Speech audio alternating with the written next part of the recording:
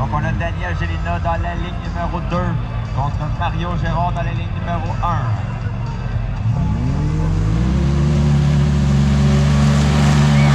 Daniel Gélina dans la ligne numéro 1 contre Mario Gérard dans la ligne numéro 2.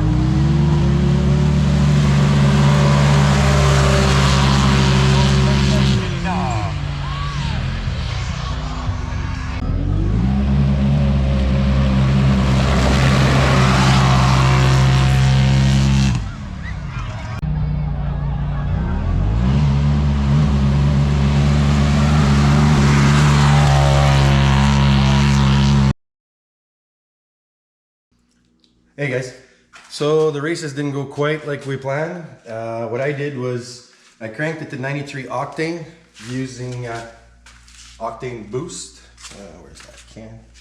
Anyway, don't use octane boost to try to get your 93 octane to get that to extra 5 horse. They say it right when you're gonna upload it and everything. But it wasn't doing anything, it wasn't knocking, and I was getting increased power. I was building up to 28.5 pounds of boost, which was telling me on this at 8,500 RPM to 9,000 RPM. So I thought, man, this is great, works great and everything. Took off on the races, and as you saw the videos, I got beat 4 races in a row, which was a double elimination. So I got beat by the Polaris, then I got beat by the other Can-Am. And I was wondering, and I felt like my belt was spinning. And we got that new belt that we were sent, but then this morning I get up to get ready for a rally. I walk behind my side-by-side and this is what I see coming out of the vent for the clutches. So we obviously know why I didn't have any pull, and then on my last pull these codes came up. So all codes, like for misfire and everything and all that kind of stuff. So I got all these codes all in one shot. And some could be related to the belt, because you know how Can-Ams are. If your belt's got a flat spot or any problems, it'll throw codes at you. So I'm hoping that's gonna fix it. I threw a full brand new 5 gallon of Imperial gallon, like a big 5 gallon pail. Filled it right up to the lip to remix and get that stuff out, because I was down to 2 bars left. So I'm hoping and reset the code and that it goes away so we can go do the rally and that I have no more issues. But the first thing I'm going to do is remove that belt. So the review on the belt, is it made for racing? Is it made for whatever?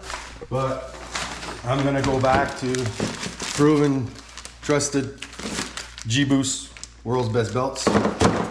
Still haven't blown one, just replaced them after a little bit. When I put my tracks on, I put a new belt before the winter came. So the other one had, I don't know, maybe 1,000 K on it, or 500 K, 300 miles. And the other one has a winter of track when we did our tests this winter. So it maybe has 100 kilometers or 60 K with the break-in, maybe 100 and some K, maybe 100 miles on the other belt. So we'll slap one of those belts back in there. Hopefully my check engine goes away. I'll be right back after I pop the cover, because I don't think you guys want to see me take off 1830 torque screws. So like the one thing you should carry with you when you go trail riding, what I do is this little guy right here to take everything off fast, and obviously the puller, and then for if one is stubborn, a T30 on a ratchet. So So to be right back after I take the cover off. We'll look at the belt more, and yeah, and then we'll assess that damage and assess the damage, clean the clutches, get that ready, slap that back on, go for a ride, hopefully delete the codes, and then we can go for a rally, and we'll take you guys along for that as well. So we'll see you in a minute. All right, so we got our loosened. Doesn't look like it blew apart, but looks like there's chunks or like it was starting to come apart, so I'm glad I noticed it. So yeah,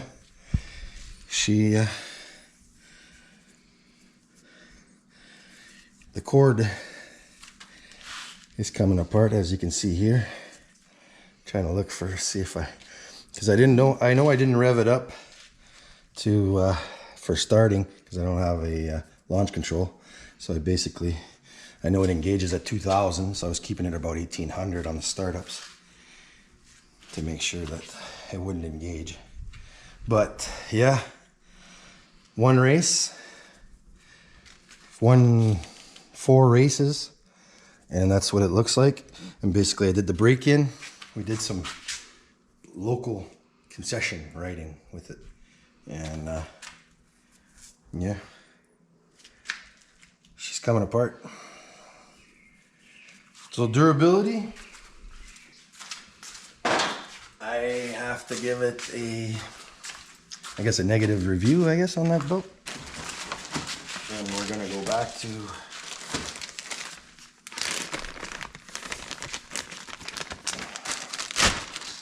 a nice G-boost.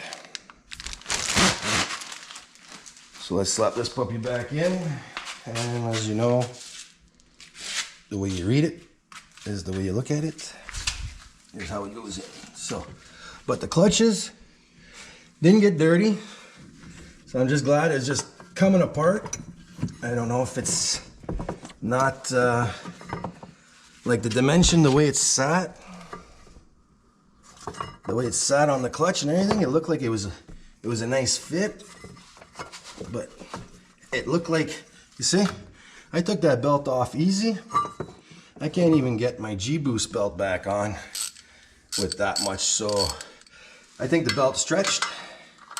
So let's give it a comparison right now. I'm gonna take this back off, and I think that the material is not as high quality, so I think that might be the culprit. Let's check it out, what the other belt looks like. Where did I put it? Right here.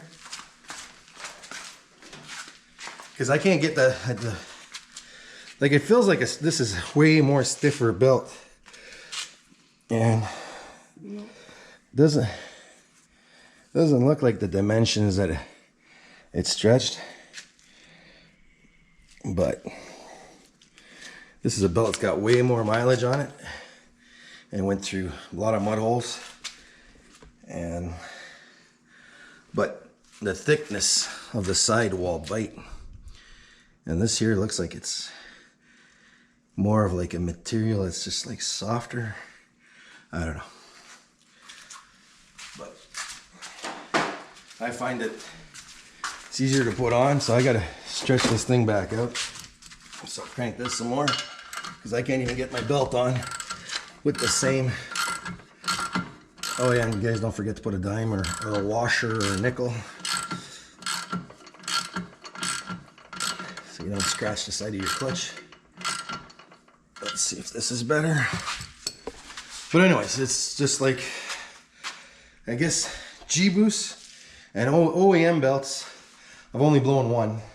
And it was after I pulled somebody out and the side-by-side was popping because it was a TRX 4-seater that I was trying to pull out in a ditch, like not really a ditch, but a hole that used to have a culvert there that is old bush road. And that's when I blew my first belt. But anyways, let's get this thing on here. There we go. Don't stick your fingers underneath. Right. So anyway, I'm glad that I don't have to polish my clutches and all that this morning. They might need a little scuffing. They look like they're shiny, but that'll do for this morning because we're in a rush to go to that rally. I just want to get set up, and I still got to check those codes and delete those codes, and hopefully I didn't screw anything up. Yeah, don't put, when they say it right on it when you're gonna do it, don't put octane boost to compensate for the extra. I figured 2%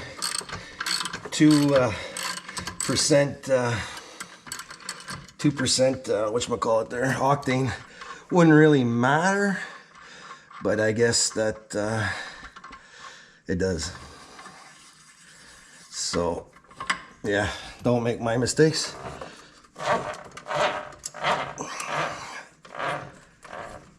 Just spin your till it sits right at the top like it's supposed to. There we go. So that's done. So we'll take a put the cover back on. We'll be right back. And we'll do those codes. Hopefully it eliminates those codes. So I'm trying to hurry up and being all sweaty. So we'll be back in a second. So yeah, so I'm reflashing the system because the check engine won't go up, but the check engine's normal when you're doing a reflashing to be on. So I'm reflashing it to back to stock. Should erase all the codes because I'm trying in the here to clear the and it rescans and brings them back up. So, and I was hoping that maybe the whatchamacallit there, the boost octane booster in the lines after going for a ride would disappear and the check engine would just automatically go off, but it's keeping the codes. But I got no knocking, I got no misfire, I got nothing. It's got plenty of power, it's got everything's running great, but the check engine's staying on. I'm trying to erase those codes, so reflashing it to the stock. I don't even think I'm gonna fire it up. Probably pull the key off, maybe I'll turn it on for a second and then turn it off right away. But being the spark plugs gap the way they are, I don't think it's a good idea to fire it back up on the stock flash. So what I'm going to probably do is just reflash it to the 3R tune and then fire it up, and hopefully the check engine doesn't come back on. So stay tuned, we'll be right back and keep you guys updated if you ever do make this mistake, how to try to eliminate it.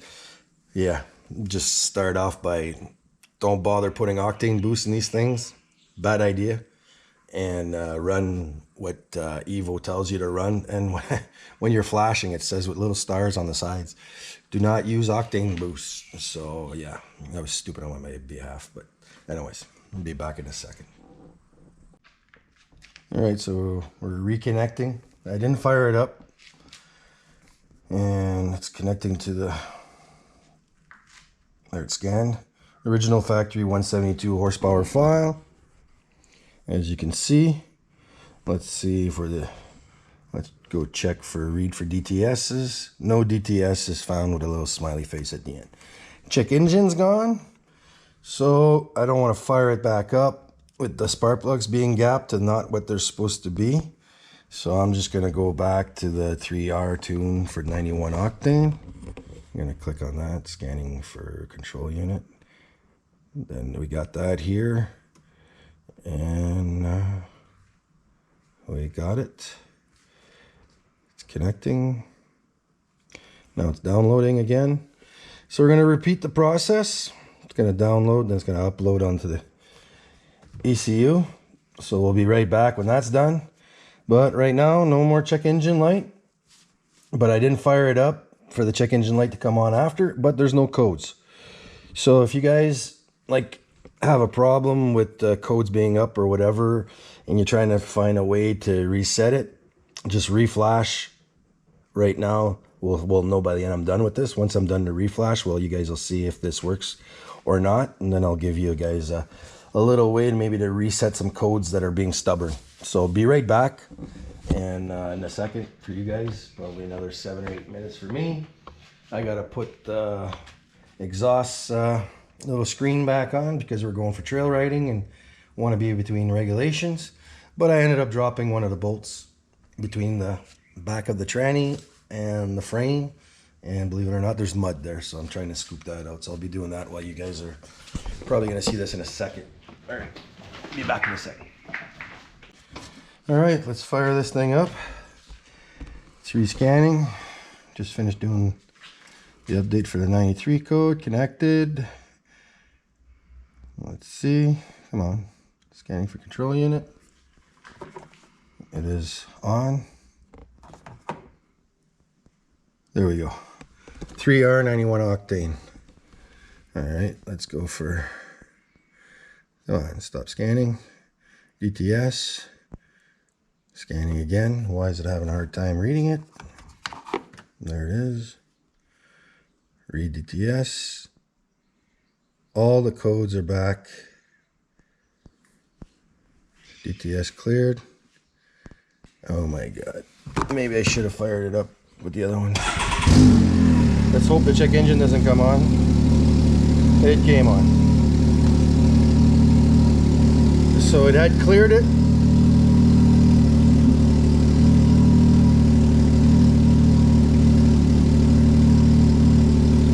go for another ride. I'll redo the cycle again, see if it clears. All right, so basically reprogrammed it on the 2R tune. Didn't work, codes came back. So disconnected the battery, waited 10 minutes, and we're gonna fire back up and see if the check engine comes on. So if not, she's running good, everything's running good. We're gonna go do the rally anyway. Hopefully it doesn't come back on. Came back on. So I'll give you guys an update of what happened after, or what I had to do to clear it. But as of today, we're going to do a rally, and I'm gonna go retest it one last ride. It's not misfiring, it's not backfiring. RPMs are good, the engine's running smooth. So I don't know.